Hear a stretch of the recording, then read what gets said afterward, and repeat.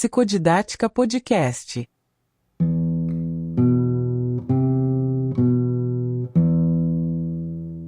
Olá e boas-vindas à nossa exploração de hoje. Nós temos em mãos um material, olha, absolutamente fascinante. Com certeza. É um material denso, mas muito rico. Exato. São trechos selecionados de um texto fundamental chamado Lacan, o Grande Freudiano. E a nossa missão nesta imersão é destrinchar a vida, as excentricidades e o impacto monumental de Jacques Lacan. Que é um personagem ímpar na história da psicanálise. Sem dúvida. Estamos falando do homem que literalmente chocou e revolucionou a psicanálise ao propor um movimento que ele mesmo chamou de retorno a Freud. E para entrar nesse universo, eu gosto de pensar em uma imagem visual muito forte, um contraste quase poético que as nossas fontes trazem logo de cara. A metáfora dos charutos? Essa mesma. Pensemos no charuto de Sigmund Freud. Sempre grande, perfeitamente alinhado, impecável, um verdadeiro emblema do estilo clássico e contido. E aí a gente coloca ao lado o charuto de Jacques Lacan. Que é todo entortado, retorcido, mastigado, quase caótico, né? O verdadeiro estilo barroco. E essa metáfora visual prepara muito bem o terreno para o que vamos discutir hoje.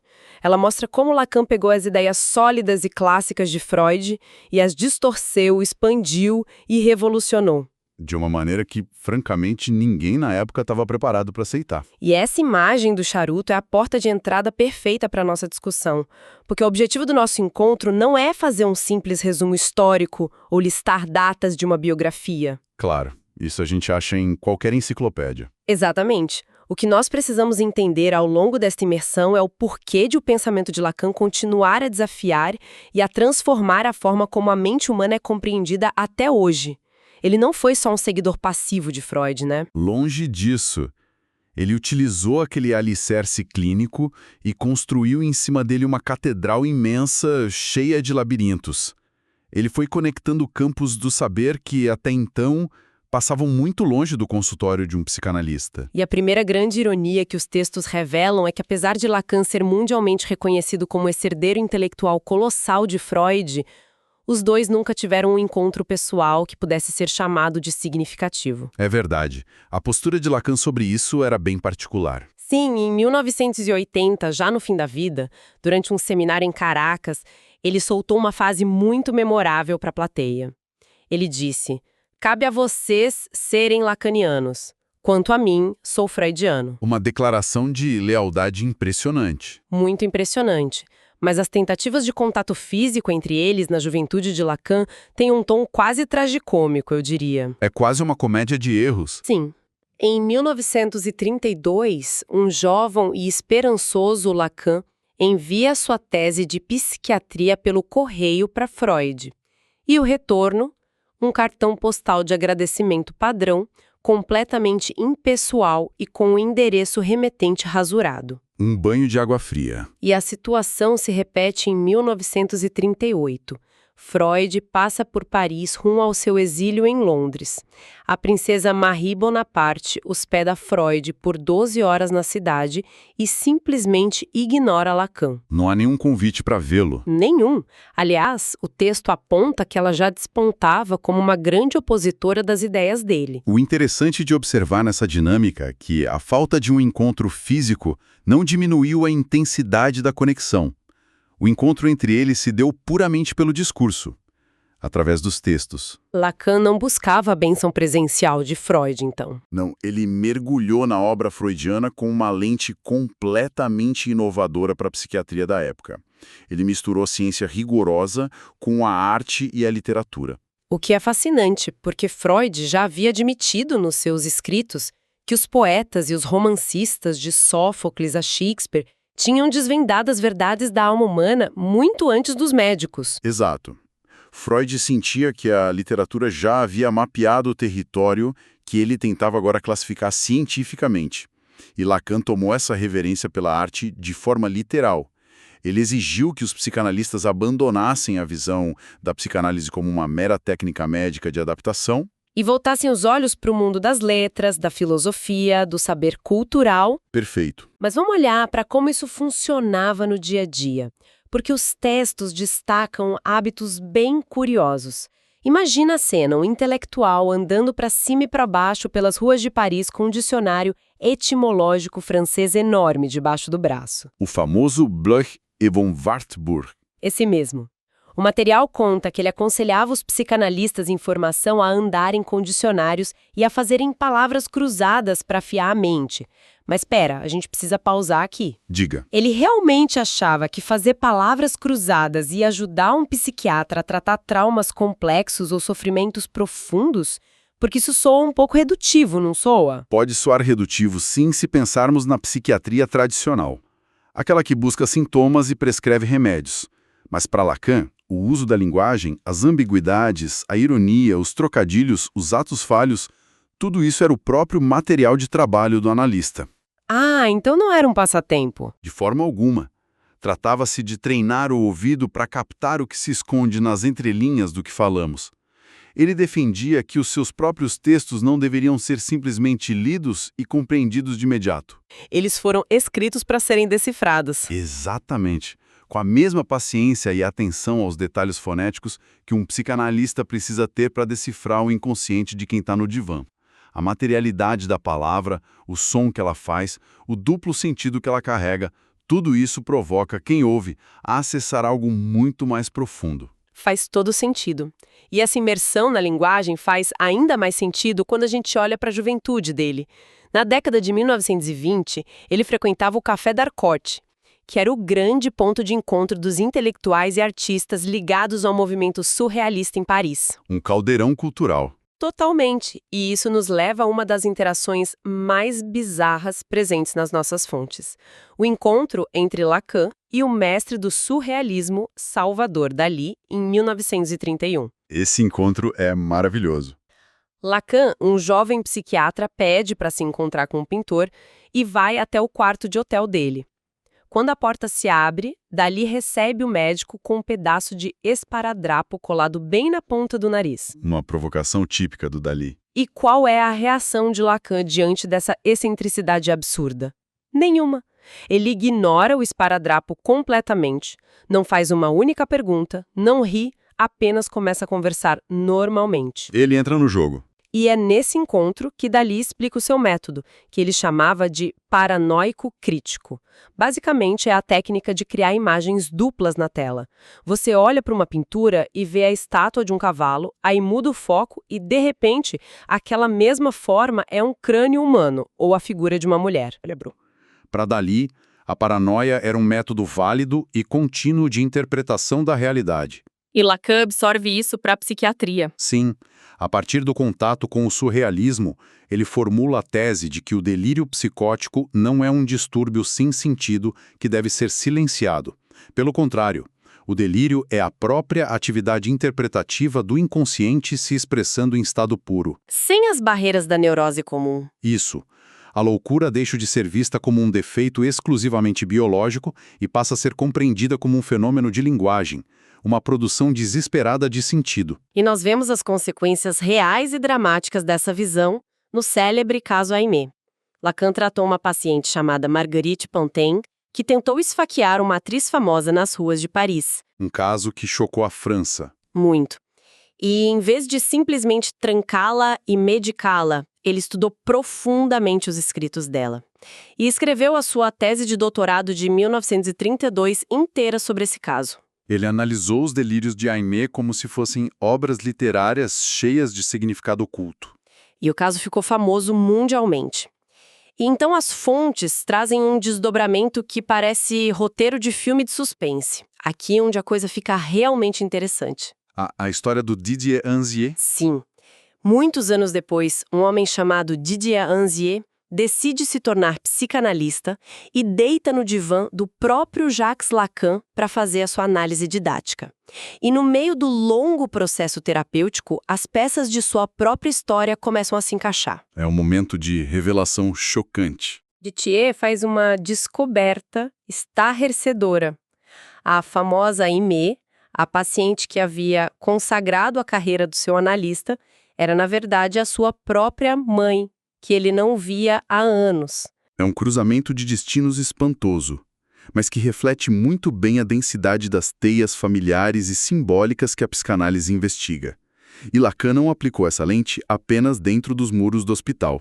Ele olhou para eventos que chocavam a sociedade como um todo, como o terrível crime das irmãs Papin, em 1933. As duas jovens empregadas domésticas. Exato. Elas assassinaram suas patroas de maneira súbita e brutal, arrancando os olhos das vítimas. Enquanto a França inteira debatia o crime tentando explicá-lo apenas pela ótica da biologia degenerada, ou como um ato isolado de luta de classes, Lacan diagnosticou o caso como uma loucura a dois. Ele viu naquilo um delírio paranoico estruturado socialmente, certo? Perfeito. O crime era uma mensagem macabra. Ele consolidou a ideia de que a mente humana, tanto na sua face neurótica quanto na psicose mais violenta, opera sempre no palco das estruturas sociais e dos laços simbólicos. Mas prestando atenção na cronologia dos textos, a gente encontra um salto que, à primeira vista, parece incompreensível. Qual salto? Bom, nós acabamos de ver o Lacan focado em poesia, amigo dos surrealistas, investigando crimes passionais através da ambiguidade das palavras, e de repente, esse mesmo homem passa a dedicar uma parte gigantesca da sua vida à matemática. Ah, sim. Os matemas. Ele começa a criar os chamados matemas. As fontes descrevem lousas e mais lousas preenchidas com topologia, nós complexos e álgebra pura.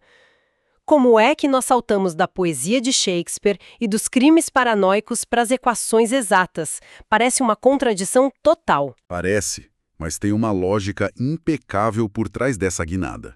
A vivência clínica de Lacan, lidando com delírios e com a complexidade do inconsciente, o fez perceber que a linguagem cotidiana, a fala comum, é extremamente escorregadia e propensa a mal-entendidos. E ele queria evitar isso. Exato. As fontes ilustram a busca de Lacan por precisão com uma analogia espacial maravilhosa. Pensemos no desafio de mandar um foguete à Lua. Certo. O universo é um caos infinito de variáveis, mas através de fórmulas matemáticas precisas, a física consegue isolar um recorte específico da realidade, um pedaço minúsculo do real, e garantir que a nave chegue ao destino. Uau! Então Lacan queria esse mesmo nível de rigor para a psicanálise. Isso mesmo. A álgebra não era um capricho estético, era uma necessidade de transmissão. Então a ideia não era que os psicanalistas se tornassem matemáticos profissionais, mas sim que eles tivessem um mapa livre de ruídos. Exato. Porque em vez de descrever sentimentos vagos, ele passou a usar fórmulas precisas para mapear, por exemplo, como uma pessoa ansiosa, eternamente dividida, se relaciona com o objeto que ela jura que vai finalmente fazê-la feliz. E o objetivo era garantir que esses conceitos centrais pudessem ser ensinados e repassados para as próximas gerações, sem serem diluídos pelas interpretações pessoais de cada tradutor ou professor. Para quem procura entender como o conhecimento sólido é construído, essa é uma grande lição. Avançar de verdade em um campo muitas vezes exige a coragem de cruzar fronteiras improváveis. Com certeza. Juntar a subjetividade da poesia barroca com a frieza da álgebra rigorosa foi a estratégia genial que ele encontrou para tentar registrar o que parecia irrepresentável. E como toda grande inovação, essa ousadia gerou um atrito colossal. Se conectarmos isso ao quadro geral da época, ao reformular a teoria e a técnica de maneira tão radical, ele inevitavelmente entrou em rota de colisão com o establishment. A psicanálise possuía uma instituição central, né? A Associação Psicanalítica Internacional, a IPA, fundada ainda nos tempos de Freud. Isso.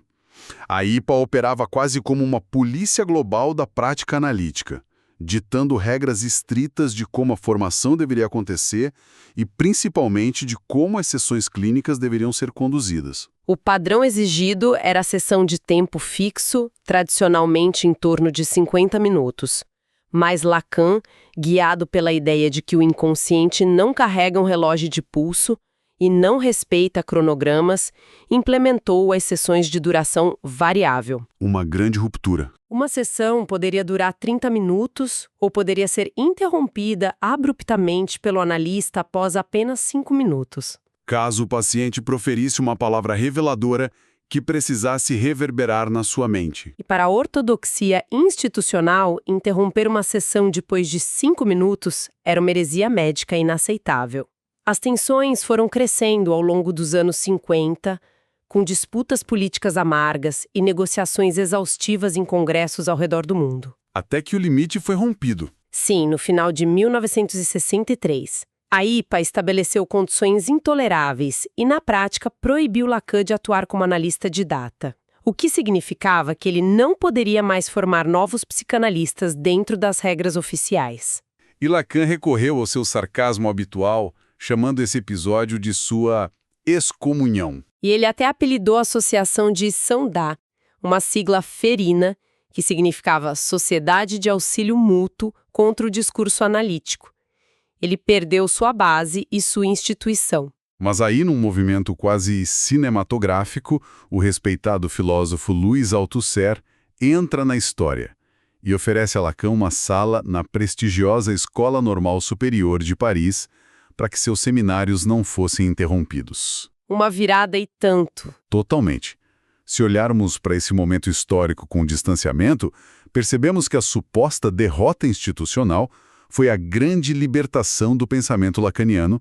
A excomunhão permitiu a ele compreender que a psicanálise é essencialmente um laço social, uma forma de investigação da verdade através da fala e não a propriedade privada de uma burocracia médica internacional. Ele arrancou a psicanálise das mãos da IPA. E democratizou o acesso ao seu ensino. Ao fundar sua própria instituição mais tarde, a Escola Freudiana de Paris, ele abriu as portas do seminário para um público muito mais amplo.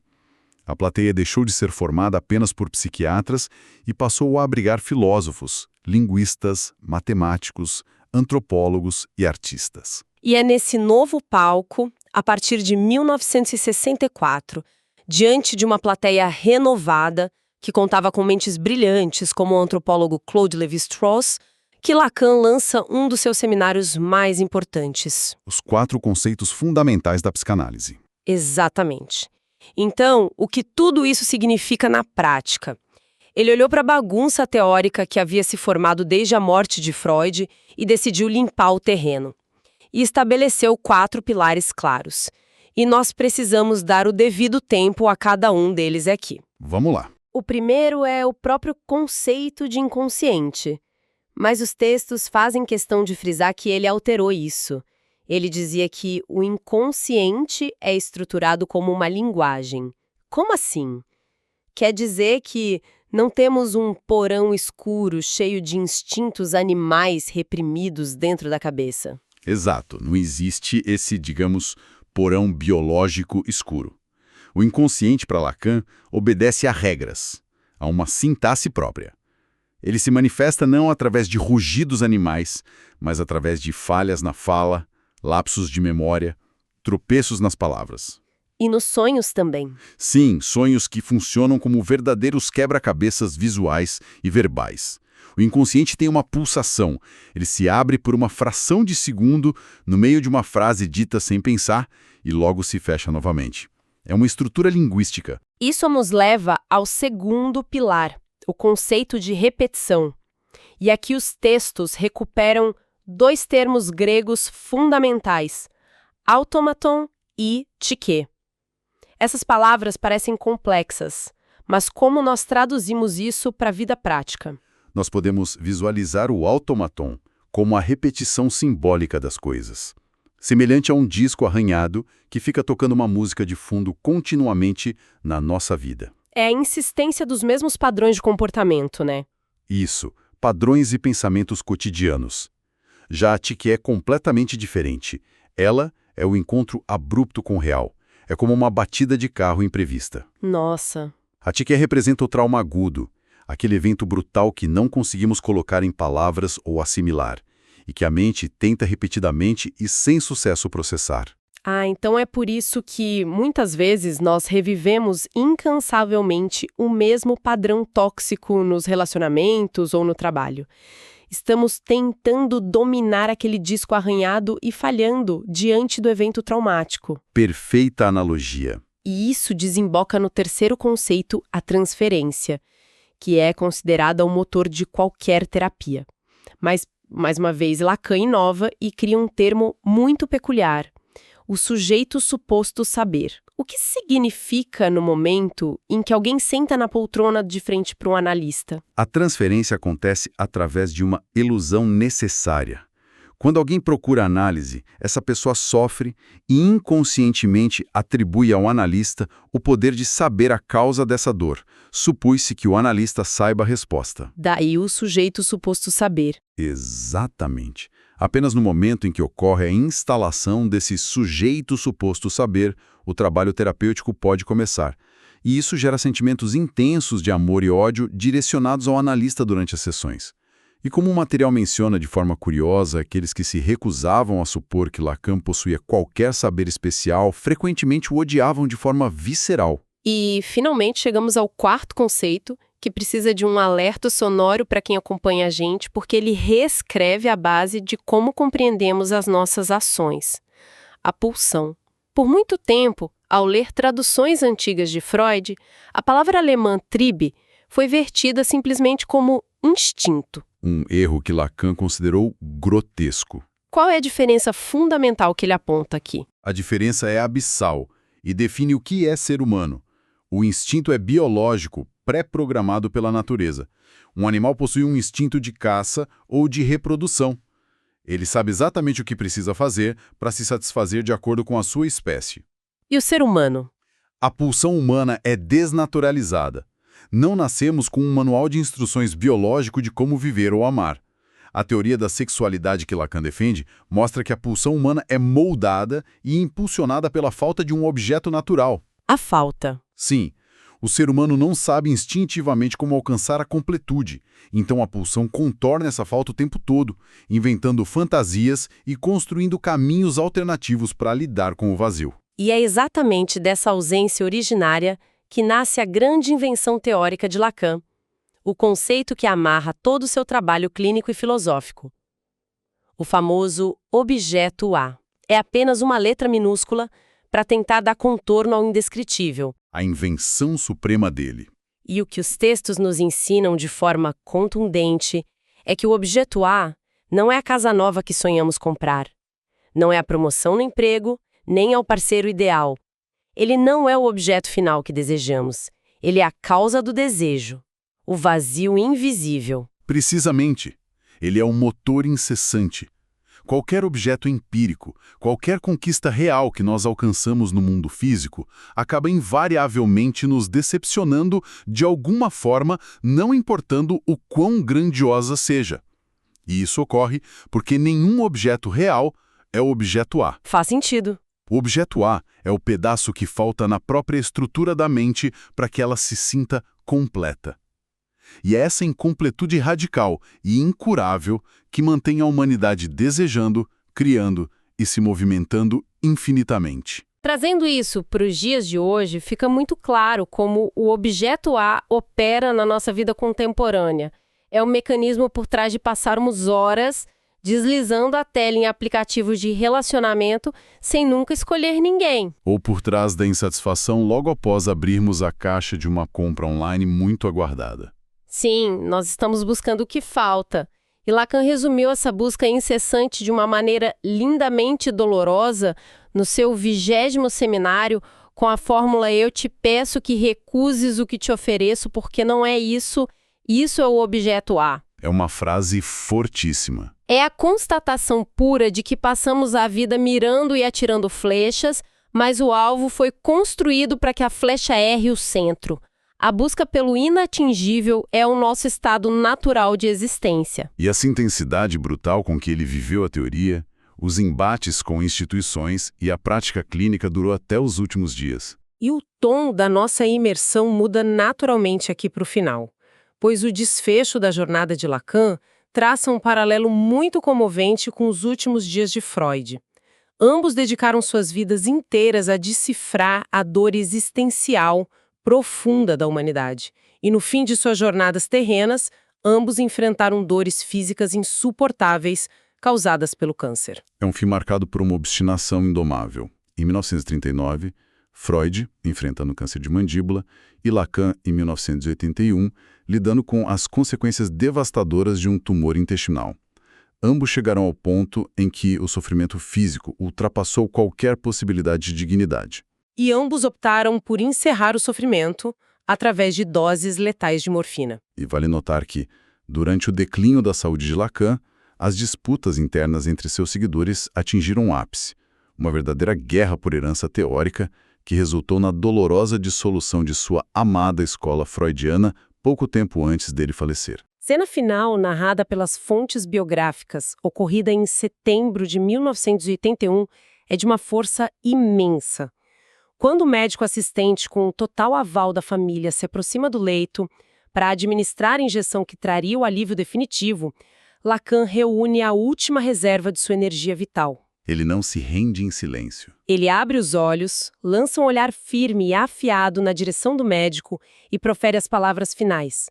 Sou obstinado. Eu desapareço. É a saída triunfal e trágica de um homem que fez da linguagem o sentido de toda a sua existência, escolhendo a dedo as exatas palavras para colocar o ponto final no seu próprio texto. E esse encerramento condensa perfeitamente o impacto das fontes que exploramos hoje. Sem dúvida. Isso levanta uma questão importante porque Lacan usou a ideia de que o legado freudiano deveria se transformar num dogma engessado de uma instituição. Em vez disso, munido com o rigor da álgebra matemática, com a observação dos fenômenos antropológicos e, acima de tudo, com os infinitos labirintos da linguística, ele fabricou um gigantesco espelho.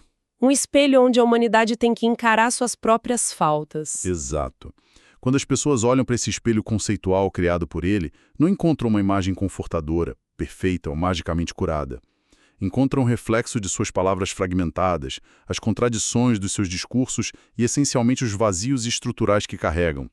Ele evidenciou que os grandes sofrimentos não residem meramente nas sinapses biológicas, mas habitam nas entrelinhas silenciosas de tudo aquilo que dizemos. E amarrando toda essa imensa teia teórica, fica uma provocação para ecoar na mente de quem nos acompanha hoje.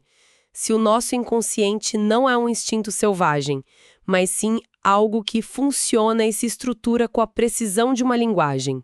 E se as nossas metas e vontades mais ardentes são na dura realidade, empurradas não pelos objetos em si, mas por essa força fantasmagórica e inatingível que é o objeto A. Fica o questionamento final. Sim. Quando afirmamos com tanta convicção, eu quero isso, ou eu sou assim, quem é que está no comando dessa frase? Somos realmente nós no controle absoluto e consciente das palavras que usamos para manifestar uma vontade? Ou será que são as palavras, as incontáveis histórias familiares, as regras invisíveis da cultura e as pressões sociais que absorvemos desde o nascimento que estão sem percebermos falando através de nós? Uma excelente reflexão. Fica a reflexão para levar adiante. Agradecemos imensamente a companhia de todos neste mergulho profundo pelas águas complexas e fascinantes do pensamento lacaniano. Até a nossa próxima exploração. Você ouviu Psicodidática Podcast.